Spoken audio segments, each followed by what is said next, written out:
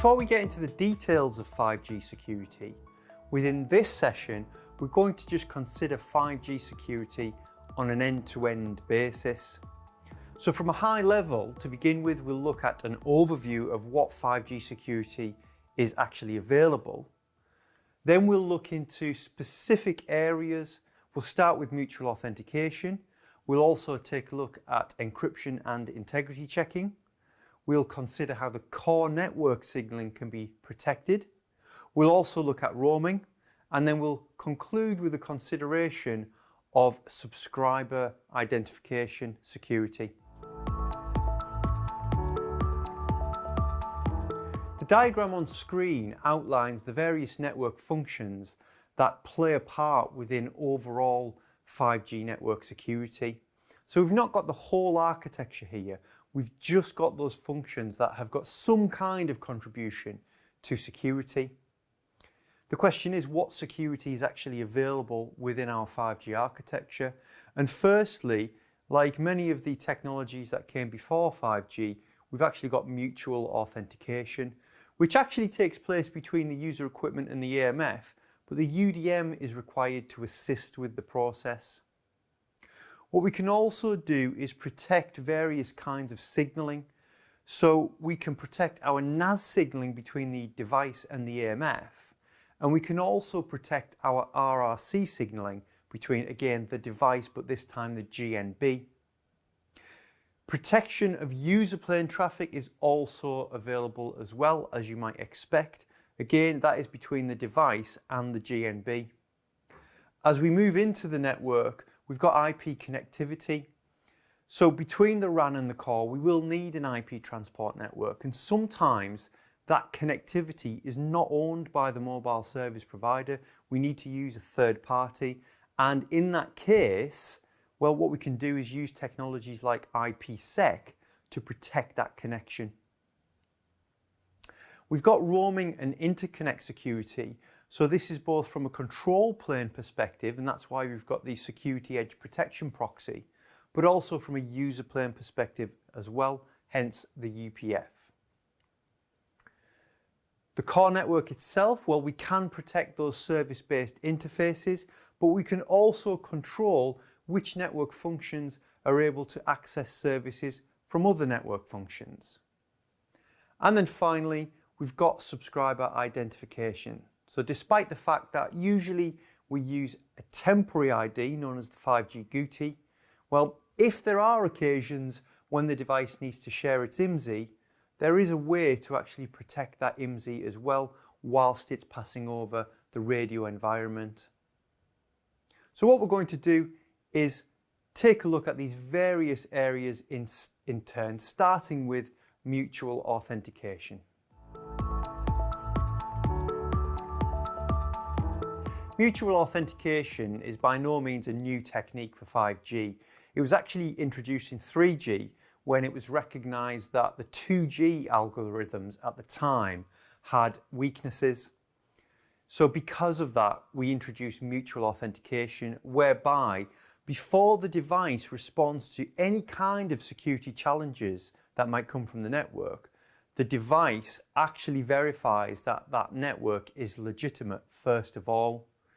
And once we're happy with the network, the device will respond to an authentication challenge to allow the core network to verify that the device is legitimate. In the case of 5G, the core network function that does that is the access and mobility management function. So although the mutual authentication is taking place between the device and the AMF, we do still need the authentication server function and unified data management. The authentication server function is actually a liaison between the AMF and the UDM. We can't get security information directly from the UDM. We have to go via the authentication server function. And essentially, the authentication server function plays this critical role during the 5G authentication and key agreement process. And we will look at that role in more detail in later videos within this module. Finally, the UDM itself is the function that actually generates the authentication vector. It's this authentication vector that we need. This is the starting point before we can conduct any security. Now, the way that we conduct this process, the way that we create the authentication vector, is by using the secret key of the device. So the device has got the secret key, and the secret key is also stored at the UDM. They are symmetrical keys. They are identical in each location. So remember, it's not new for 5G. We started it in 3G. It continued in 4G. We've also got mutual authentication in the IMS as well. And of course, 5G also uses mutual authentication. Encryption and integrity checking of our data is fairly routine, and it's been around really since the days of 2G. When we talk about encryption, we talk about obscuring the data in transit. So if anybody's snooping on the radio link, we're not able to read the data because it's garbled data. It wouldn't make any sense. Integrity checking is just ensuring that that data hasn't been changed or tampered with whilst it's been in transit. Now, those are two different techniques, so they are separate. We need different algorithms for encryption and different algorithms for integrity checking. Now, as you can see from the diagram, we've got the key elements that are involved in encryption and integrity checking. We've got the device, the GNB, and the AMF. Between the AMF and the device, we are going to protect NAS signaling. We can encrypt and obviously decrypt the NAS signaling. We can also integrity check it. And as you can see from our key, the only thing that's mandatory here is the actual integrity checking. We do not have to encrypt the traffic. Staying on the theme of signaling, we can protect RRC signaling. And once again, encryption of the signaling is actually optional. It's only integrity checking that's mandatory. And then finally, we can protect our user plane. And surprisingly, user plane protection from both a confidentiality and encryption perspective and an integrity checking perspective, they're actually both optional. It would depend on the scenario as to whether or not you'd want to use them. So naturally, for a human subscriber using a smartphone, you would expect that confidentiality would be active and used. But maybe for cellular IoT devices whose data is not necessarily sensitive information, we might not need to go to the complexity of actually encrypting it. Remember that all of these different positions and places where we see confidentiality and integrity checking for signaling and user plane traffic, they all require separate keys. So during the 5G authentication and key agreement process, all of the keys will be agreed upon and distributed through the system where necessary. With respect to protecting our service-based architecture and of course the service-based interfaces within it, we've got two different options to consider. And the first option you can see on screen. What we're actually looking at is the protocol stack for our service-based interfaces, and it's the same in each case. They all adopt HTTP2.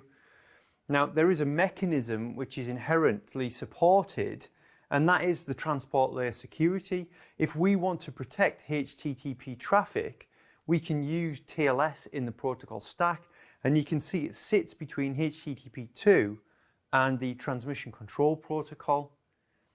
Note that we can't use any version of TLS. We've got to use version 1.2 or above for our service-based interfaces. Not only that, the 3GPP will also specify the different cipher suites that are allowed to be used.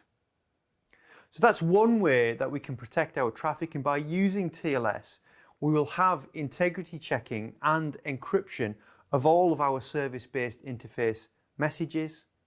But there is another methodology, which is OAuth 2. Now, this isn't really about protecting the traffic in transit. This is more about protecting the service producer. Because what we don't want is malicious attempts to invoke services at a service producer by some kind of malicious service consumer. So OAuth 2 is actually a token-based authentication mechanism whereby the network repository function, it actually serves as a token server. So on the bottom, we've got the consumer on the left and the producer on the right. In OAuth 2 parlance, this would be the client and the server. And before our consumer can ask for a service from the producer, it must first of all acquire an access token. So this will be a signed token that the token server will actually provide to the service consumer. And that token will be applicable to maybe a specific type of network function, or we could be much more granular than that. The token might just apply to a very specific network function, so not just a type such as SMF, but a specific SMF in the network. And we can go even further. That token can just permit a group of services, or maybe just a single service, and maybe just a single service operation. So we can be very granular in terms of the permissions that this token might grant. Now that we're armed with the token, which will have a lifespan, that token can be used as part of whatever request that we need to send up to the producer. So we're not being specific about the service request. What we need to know that this access token will be found in the service request, and it's not in the JSON payload. It will actually be in the HTTP header within the authorization field of the HTTP2 header itself. So before responding to a service request, our service producer will first of all verify the authenticity of the token. So it can use public key infrastructure methodologies to verify the access token, and assuming it does check out and assuming the permissions on it do cover the nature of the request, well, we can then deliver that service down. So two aspects of core network security that are particularly important: the optional use of transport layer security as part of HTTPS, but also the use of OAuth 2.0, which again is actually optional. Roaming protection is important because in many cases we don't actually have direct connectivity between a visited public LAN mobile network and a home public LAN mobile network. It's likely that we have actually an IPX network between our home and visited networks. IPX standing for IP Packet Exchange. It is just a network of networks, but clearly and crucially, it's not owned by the mobile service provider. It's owned by a third-party connection provider. So we need to consider how we do secure traffic as it traverses our network-to-network interface. So let's take the service-based architecture to begin with. This is our control plane traffic that we're dealing with. And to protect our traffic, we've got the Security Edge Protection Proxy. Now, that in and of itself, the Security Edge Protection Proxy, serves a number of different security features. It can, for example, support topology hiding, whereby we kind of filter out any sensitive addressing information that might be found within the signaling. We can filter specific messages themselves, and we can also police traffic streams as well. So that's taking place at the Security Edge Protection Proxy, but notice that on N32, between our SEPs, we can also use PRINS, which is the protocol for N32 interconnect security. So going back to this notion of, well, N32 not being a direct connection, N32 could actually be passing over several networks. We need to make sure that that control plane signaling is indeed protected, but we can't just blanket protect all of it. The problem with that is the control plane signaling will often carry specific information that actually needs to be read within the interconnect networks, within the IPX networks, and it might be being read by something like a service communication proxy. So PRINS allows you to selectively protect just parts of the message and leave other parts of the message that are required for routing to be unsecured. But to ensure that we don't have any malicious activity in terms of tampering with the message, we can still integrity protect the message. So even though it's not encrypted, we'll still know whether or not it's been changed.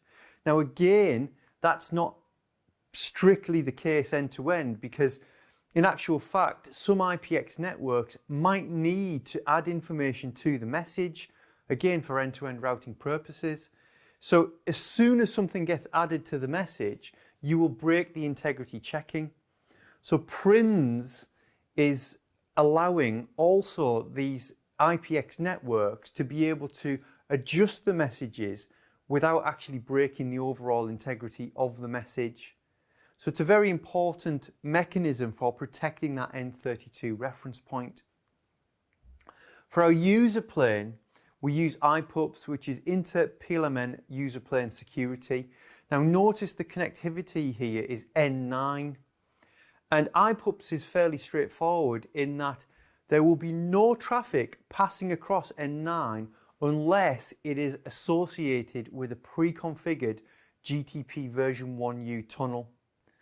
So if the UPF receives a piece of traffic, say in the visited network, and wants to send it to the home network, if a GTP tunnel hasn't been set up and is available, we will not be sending that traffic. The traffic will be dropped.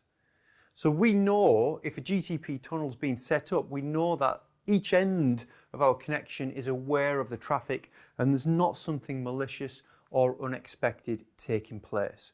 So remember, two aspects really from a protocol perspective for security.